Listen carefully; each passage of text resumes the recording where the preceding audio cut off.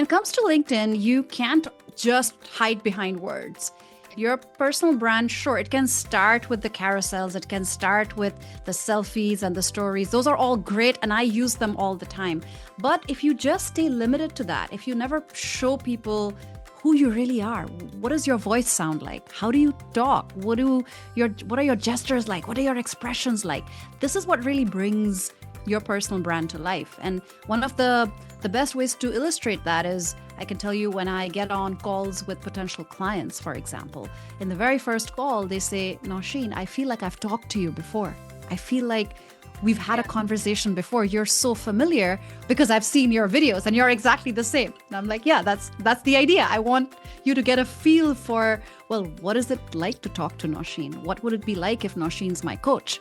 So that massively helps in building trust, building credibility, building authority, showing people the human side of you, especially now in the age of AI.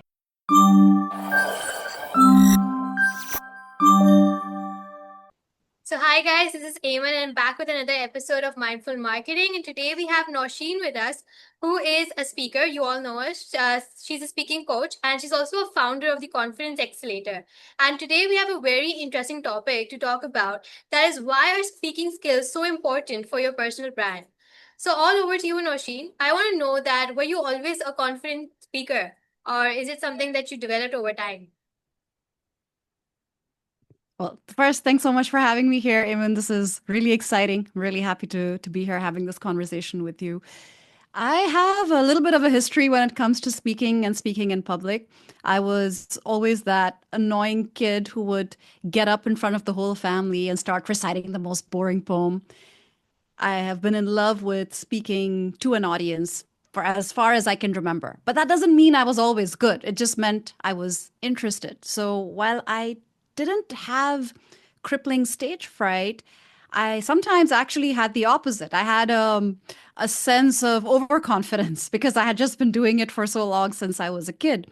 So I remember one of my first few days when I was at my first job at Procter and Gamble. I was asked to do a presentation by my boss. And I said, sure, no problem. I love speaking in public. And so I went and I did the presentation and I came back out and my boss said, okay, you're not bad, but why were you talking so fast? And what the heck was up with your hands?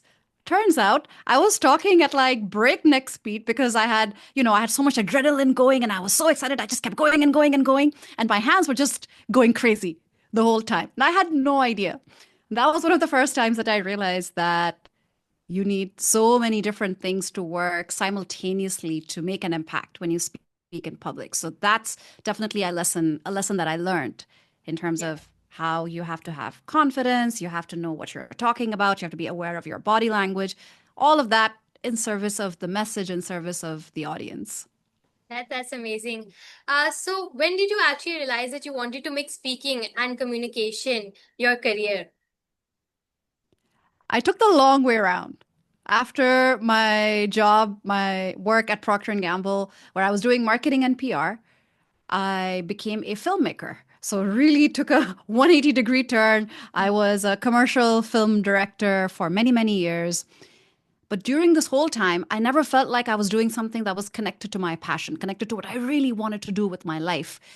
And during this whole time, because I was always so interested in public speaking, I would speak on every single stage I could find. I would find storytelling events at coffee shops. I would find ways to host networking events and mixers. I even hosted film exhibitions. And I remember the time when David Bowie, the musician, died, and I had a David Bowie event as an event that people would come to, and I would speak about Bowie. And it was just because I liked speaking so much to an audience.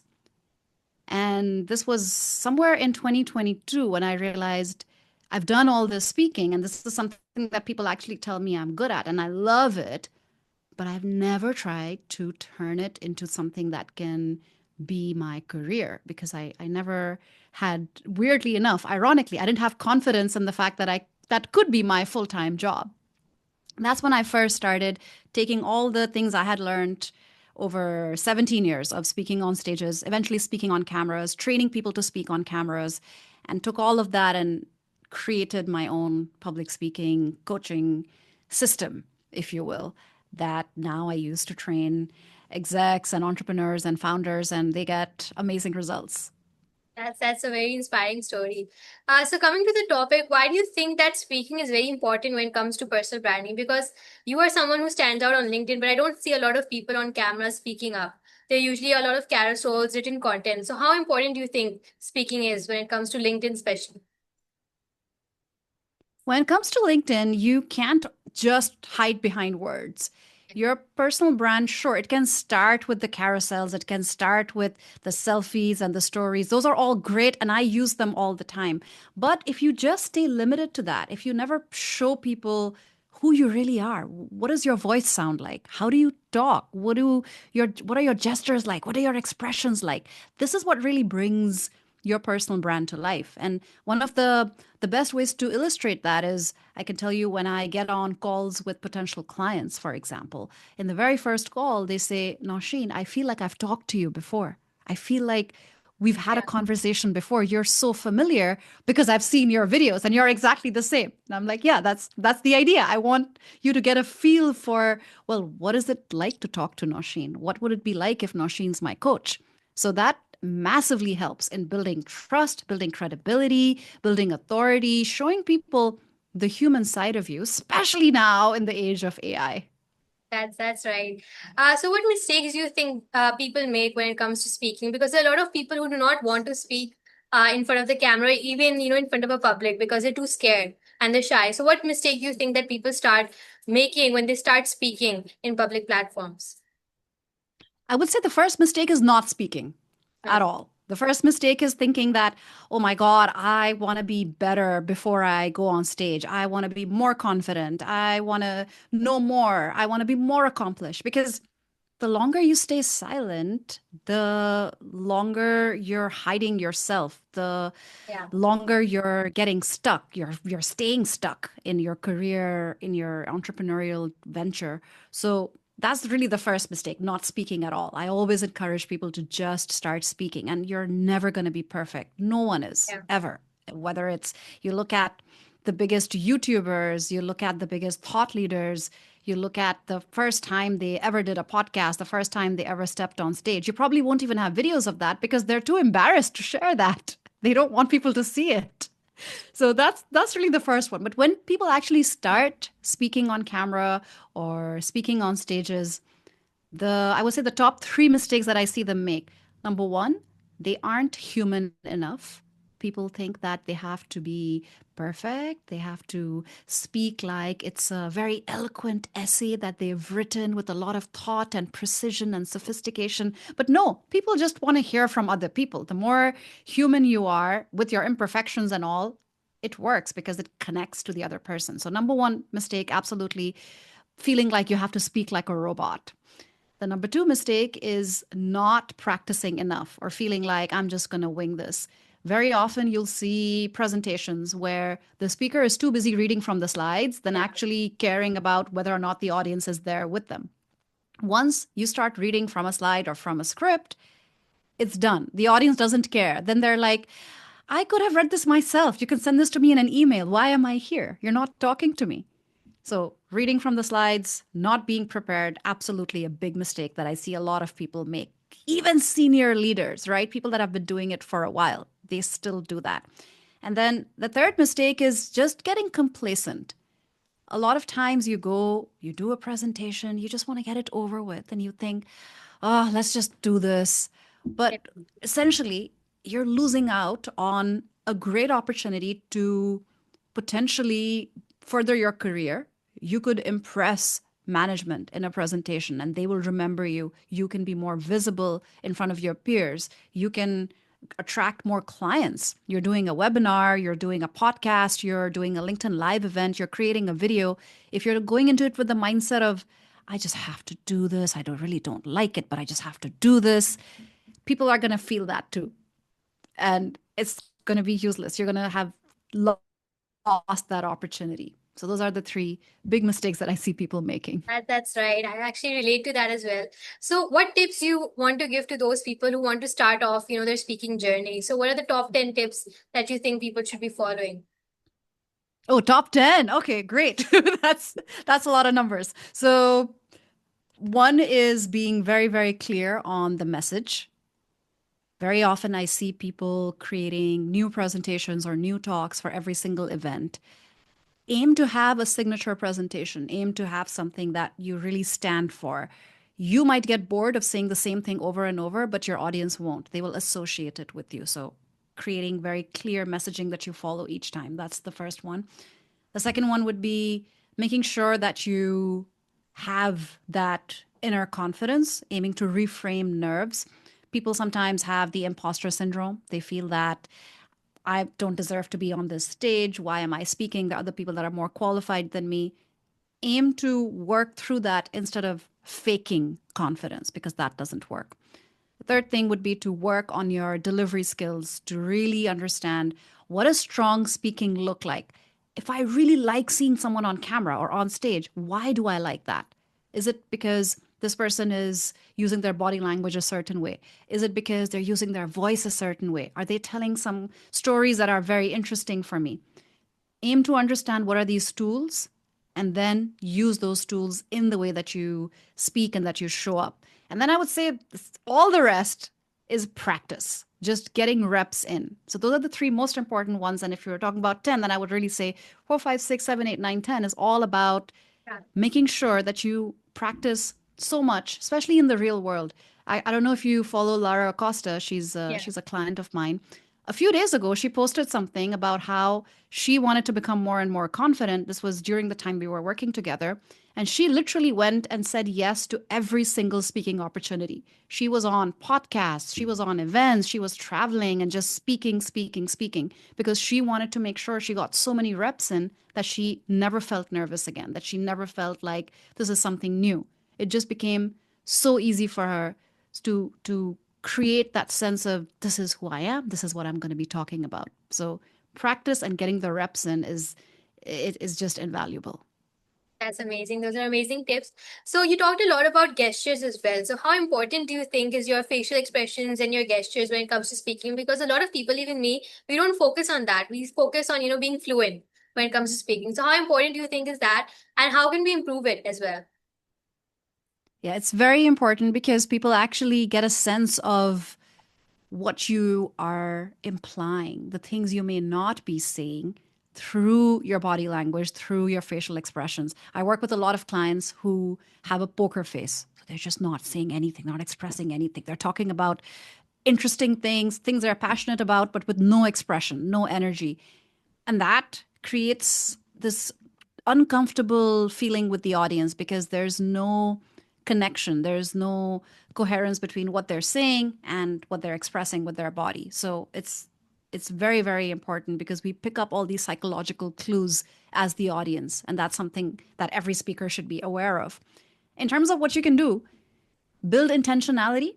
So start by understanding what are the gestures that you should be making. Open versus closed gestures is a very simple example where if you have closed gestures, it's literally like if your hands are clasped together, if your hands are in fists, if you're keeping your hands close to yourself, if you're kind of like here. See how weird that looks if Yeah. I'm just here in this space versus open gestures, which is moving your arms, your hands a little bit away from your body. Sometimes further away. If you're on a really big stage, you can make big gestures. On camera, I would make medium-sized gestures that fit the frame. And making sure that your palms are nice and open. They show that you're inviting, that you can be trusted. There's actually research that was done on this that links it back all the way to caveman times. When we were living in caveman times, we if whenever we saw someone new, if they had their hands behind their back, then we had this kind of red alert going on in our heads. We felt like, oh, what are they hiding? Do they have something they're going to stab me with? Am I going to die? But if you saw a stranger and they had their hands open in front of you and you saw, oh, this person is not hiding anything, they're not going to kill me. I'm fine. They can be my friend. It really builds trust. So there's still a part of our lizard brain that connects open hands, open palm gestures to trust, to transparency, to I think I can trust this person. So that's a huge argument for making sure that you're using nice open gestures. So just intentionality, becoming aware, and then aiming to improve the way that you're showing up with your body language each time. That's right. So how do you actually get rid of stage fright? Because a lot of people, they have stage fright, they get nervous. So we have a lot of tips that we see online that you should eat chocolate before getting on stage. But what are your tips? How should we actually get rid of that? Eating chocolate is interesting. I don't know if it gets rid of stage fright, but it gets you some energy. Yeah. So, the first key to that is understanding what is stage fright. What is causing those nerves? Is it that you are telling yourself something like, I'm going to mess up? Everyone will laugh at me. Everyone will think I don't deserve to be here. I'm going to disappoint people. Really pinpoint what are those negative thoughts that you're carrying with yourself, that you're repeating to yourself, and then aim to reframe them. So if someone's thinking they're going to judge me, the audience are going to judge me, then I ask them to change it to, well, think about it. Are they really there to judge you? Or are they there because they're selfish? Everyone is selfish. You care about yourself more than the other person. And that works out well because if you're speaking to five people, all five just want to get something out of it, right? They want to learn something, they want to become better, they want to make good use of their time. They're not there to see, let me see how many mistakes Noshin makes. That's not what they're thinking. So reframing that idea that people are going to judge you to, they just want to learn. They just want to get something out of this interaction. So all I have to do is deliver on that promise and I'm good. And there are many other reframes that I generally teach in my coaching that really help with changing the way that you're thinking before you show up to a big meeting or a talk. That's on the inner confidence side. And then there are a number of things you can do to show confidence as well. And just like that thing that people say about how if you smile, even if you're not feeling happy, then you end up feeling happy because your body sends that signal to the brain. People have done similar research on that with power poses, for example. Amy Cuddy has done research on how if you assume a power pose like this for a few minutes before you go into a meeting, you automatically feel more confident. Now, there has been later research that has contested that. So it's not scientifically proven 100%, but there are definitely things that you can do to warm yourself up before you go and Yeah. speak. For some people, it looks like listening to a favorite song and dancing a little bit, really getting into a good mood, stopping the negative thoughts and just getting pumped up. For other people, it might be meditation. For others, it might be grabbing something really nice to drink. And I advise against coffee because coffee will dry out your throat. But getting something like a smoothie, a juice, for me, it's hot water. I have somehow started drinking hot water after living in China. And it really energizes me. It makes me feel more awake and alert. And that adds to that confidence. That's really nice. So a lot of people, they have this misconception that if you're a speaker, you're an extrovert and you like socializing with people. So is speaking not for introverts? And if that is a misconception, then what should introverts actually do to improve their speaking in front of people? I would say that maybe speaking in public could be easier for extroverts, but that does not mean they're better at it. It does not mean introverts are worse at it. The one thing that I have seen in action over and over is that extroverts very often derive energy from being around other people. So after a big interaction with a lot of people, extroverts are more likely to feel energized, and introverts are more likely to feel drained. They need to recharge their batteries, they need to go away and be by themselves.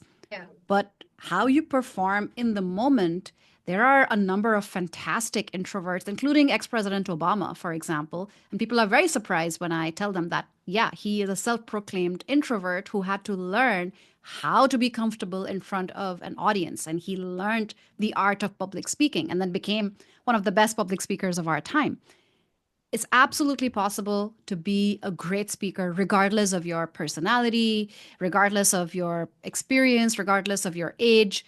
You just have to know what is it that goes into becoming a strong speaker. And the things that I pointed out earlier, Yeah. your inner and outer confidence, your voice, your energy, your body language, and the clarity of your message, all those things combined, they make you a strong speaker. That's right.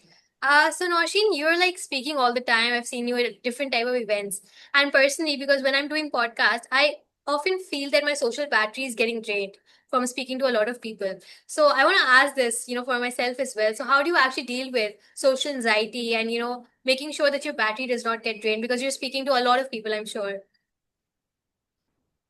So I would say that I am an extrovert. I do get energy from being around people. It doesn't mean that I don't feel drained. I do feel tired and I make sure that I get time off. One of the things that I do in terms of my schedule is that I aim to have meeting free days. And that's been something that I've really felt grateful for in terms of when I arrive at those days and I feel grateful to the past me for not putting a meeting on that day. So ideally, I try to have, for example, Mondays and Thursdays, beginning of the week and sometime near the end of the week as meeting free days. And those are the days where I can really stay in my PJs all day. I don't need to wear makeup. I can just be on the couch and just be in my zone and not have to worry about performing. Because then the days I do need to perform, I can then show up with energy and not feel drained. So it's about figuring out what are the things that you need to replenish your batteries while knowing that this speaking that you're doing is going to be good for your personal brand and your business. So you should be doing it and don't shy away from that difficult thing. Just figure out how do you make that difficult thing less difficult for yourself. That's amazing. I'm gonna try that out as well. So a lot of people who are very good in speaking, they do not know what platforms they can actually use to speak. So what type of events do you think, or what type of websites are there online where people can go and they can speak, or different type of speaking opportunities that people can speak from around the world, especially. So first, you should figure out what is the goal here. For people that speak in public, generally I'd say there are three goals that I've seen people have. One is to make speaking a profession. So these are people that want to become full-time speakers. They want to get paid to travel to different events and deliver paid keynotes and paid trainings. The second goal, and these are separate goals, right? The second type of people are people that want to build their business, they want to build their brand. And they don't necessarily want to get paid to speak, but they want to speak at events where they could get leads or they could build their reputation. And then the third type are people that just want to, they need to do it. In fact, they don't want to. They are often CEOs of companies where they have to go and be the public face of the company. And for those three, there are different opportunities. In general, I can tell you there are roughly two different types of events. Of course, there are some that overlap between the two, but there are events that are high profile events. So we're thinking TEDx, London Tech Week, South by Southwest, Web Summit, the top tech events, the top events in general in the world.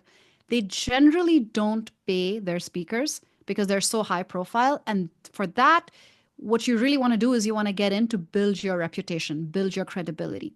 And the second type of events sometimes can even be private events or lower profile events that will pay you. And that's the route to go if you want to become a paid speaker. So, if you want to become a paid speaker, there are a number of things you can do. You can go find speaking bureaus, you can find speaking agents that are kind of like agents for, how there are agents for actors, there are agents for speakers, just this exactly the same thing. They're going to tell you about different opportunities, pitch you.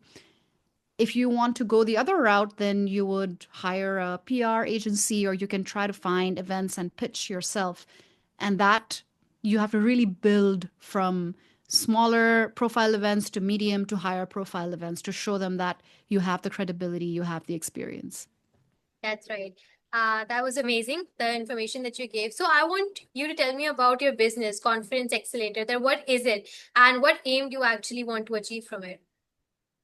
Right. So the Conference Accelerator is built for people who are tired of letting their speaking skills stand in the way of their success. They're people that want to get ahead in their career, that want to be more visible as business owners, but they find that they don't feel confident enough to be on camera, or they are on camera or on stage and they don't feel like they're doing justice to the way that they speak.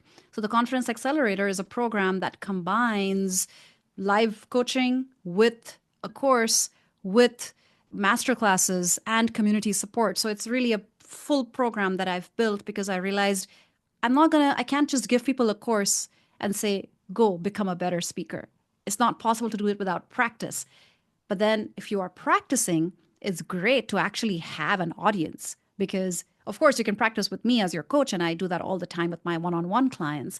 But if you actually have an audience, you have a community of people that are there to support you, to listen, to give feedback, it's that much closer to the real world where you're going to have to speak to a whole bunch of people is public speaking. So that's how I created this program to really give people an option to work with me. And this is a longer program. So people work with me for either 3 months, 6 months, or a year, where I help them evolve. I help them improve from wherever they are and get them to that next level in their communication, whether it's getting over stage fright or whether it's just refining the way they're showing up, whether it's making sure they have better stories to tell, more interesting stories to tell, or just becoming more articulate and clear as a speaker. That's really nice. So what do you think? How important is basically speaking for all of these founders? Because you also talked about Lara Costa. So how important do you think it is for them, for especially founders when it comes to founders, especially? For founders, like I was saying earlier, if you don't want to speak, if you don't want to be out there, you're limiting the impact that you can make. You're Yeah. limiting yourself. Every single person that we see as a thought leader, whether it's Simon Sinek or Alex Hormozy, you've seen them, you've seen their videos, you know what they speak like, what they talk like.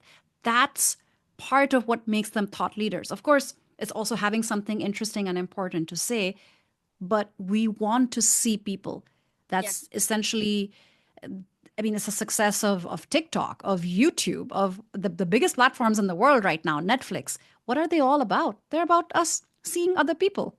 It's so simple. Yeah. And yet, if you want to keep hiding, you're literally saying that I only want to grow this much, and then that's it. And you're just Yeah. limiting the potential that you might have to build your own thought leadership.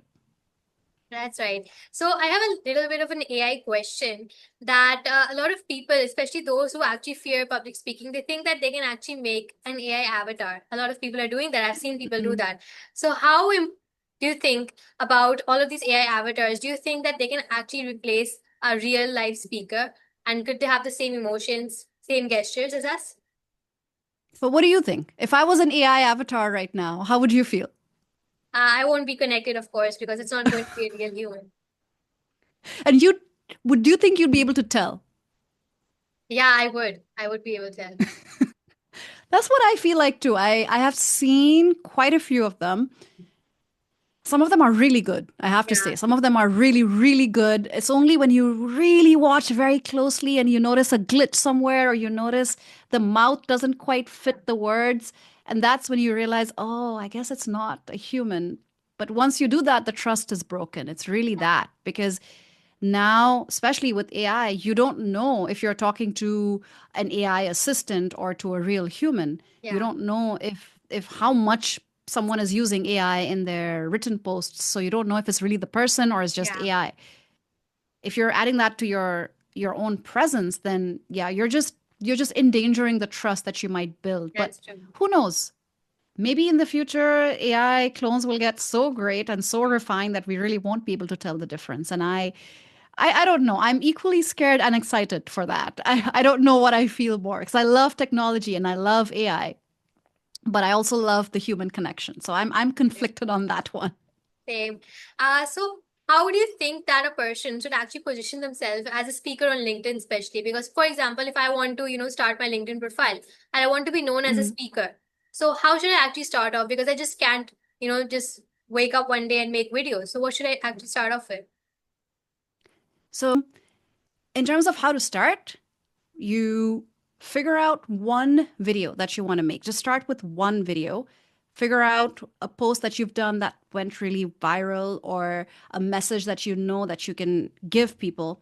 Take your phone and just record yourself. See Okay. if you can use a mic. I would suggest using a separate mic if possible.